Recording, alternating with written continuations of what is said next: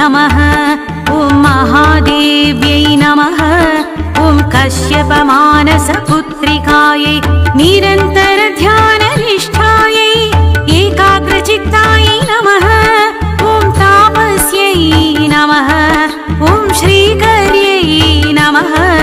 ॐ श्रीकृष्णध्याननिरतायै श्रीकृष्णसेवितायै एकचित्तायै जगदीश्वर्यै एकचित्तायै जगदीश्वर्यै नागलोकरक्षिण्यै क्षीरप्रियायै पञ्चभूतेशे मानसा देव्यै क्षीरप्रियायै पञ्चभूतेशे मानसा देव्यै मानसा देव्यै मानसा देव्यै।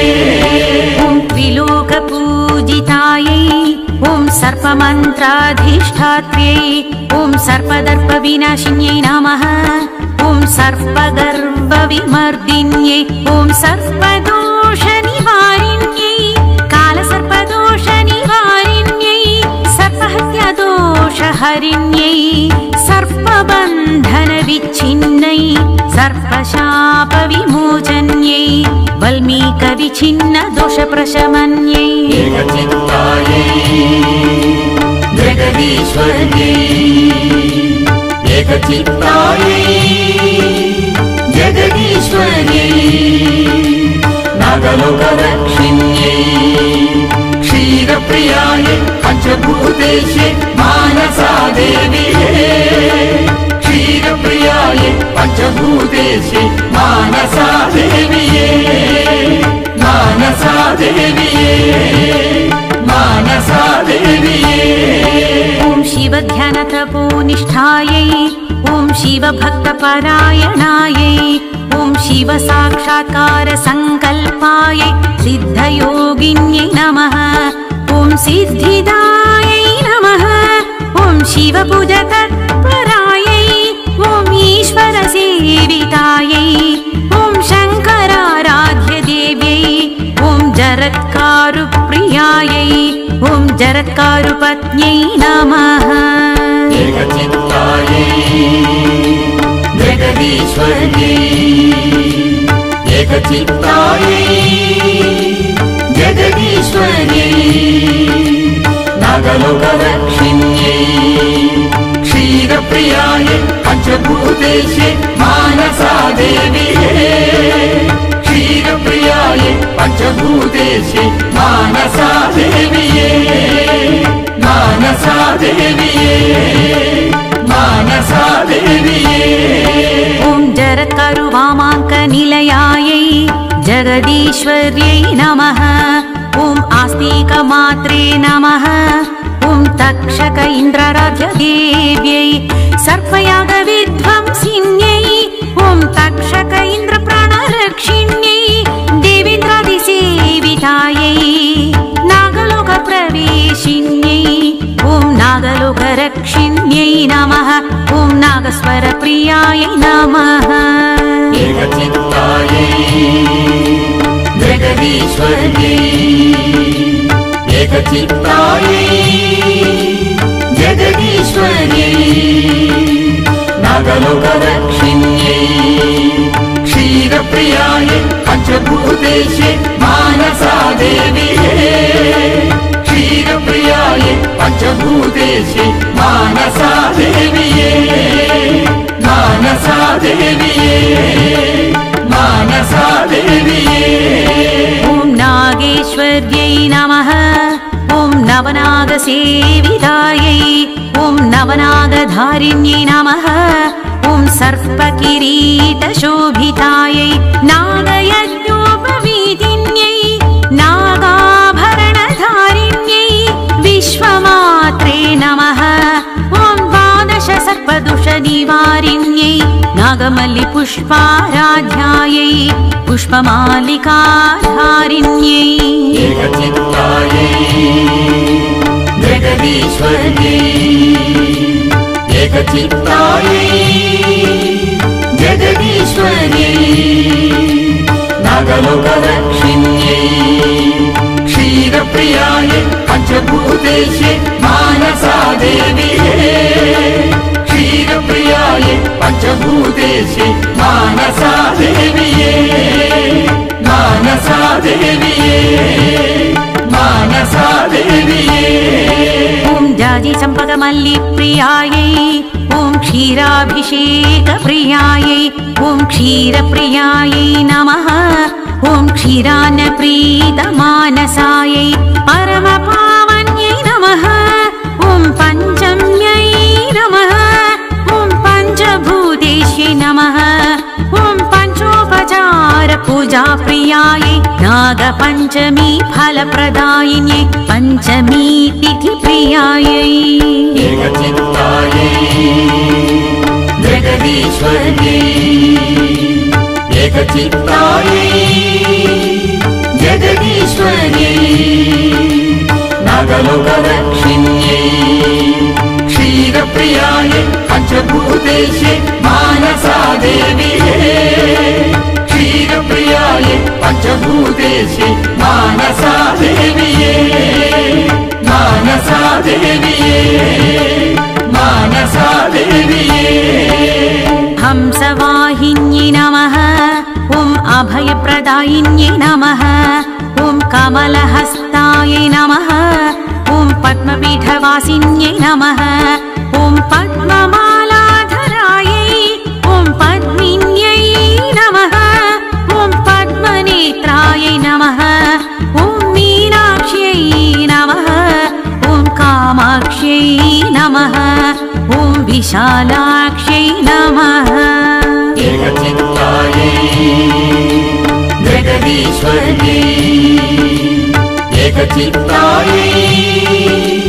जगदीश्वर्यै नागलोकदक्षिण्यै क्षीरप्रियायै पञ्चभूतेशे मानसा देविये क्षीरप्रियायै पञ्चभूतेशे मानसा देविये मानसा देविये मानसा देविये ॐ त्रिनेत्रायै नमः ॐ ब्रह्मकुण्डक्षेत्रनिवासिन्यै ॐ ब्रह्मकुण्डक्षेत्रपालिन्यै ॐ गोदावरी स्नानसन्तुष्टायै वल्मीकपूजसन्तुष्टायै वल्मीकदेवालयवासिन्यै भक्ताभीष्टप्रदायिन्यै भवबन्धविमोचन्यै ॐ कुटुम्बकलहनिवारिण्यै ॐ कुटुम्बसौख्यप्रदायिन्यै एकचित्तायै जगदीश्वर्यै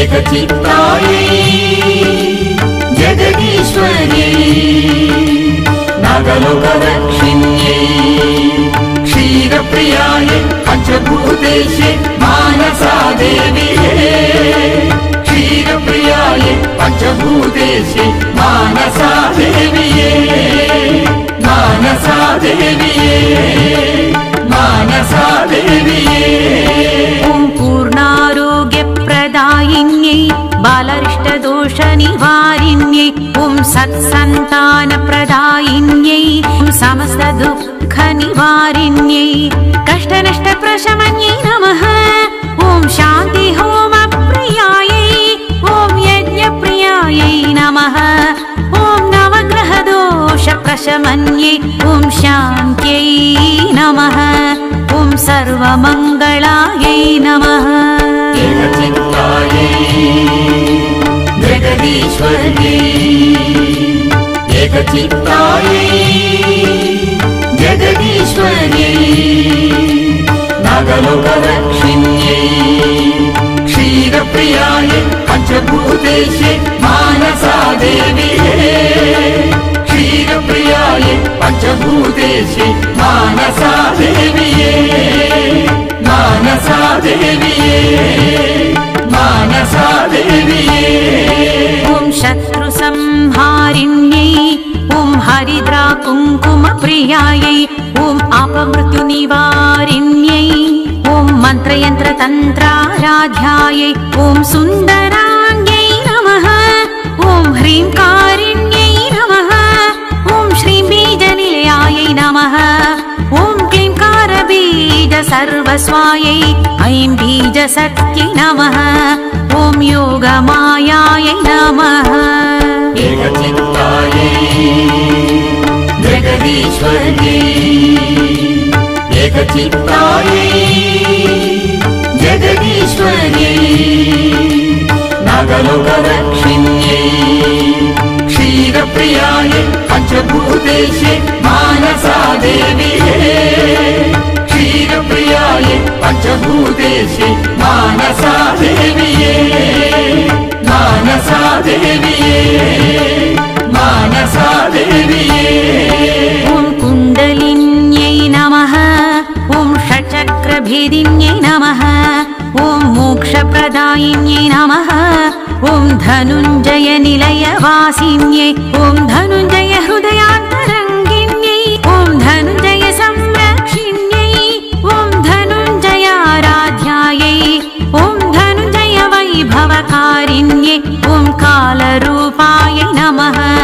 ॐ सर्वशुभङ्कर्यै नमः एकचित्तायै जगदीश्वर्यै एकचित्तायै जगदीश्वर्यै नागलोकरक्षिण्यै क्षीरप्रियायै पञ्चभूतेशे मानसा देव्यै क्षीरप्रियायै पञ्चभूतेशे मानसा देव्यै मानसा देव्यै मानसा देव्यै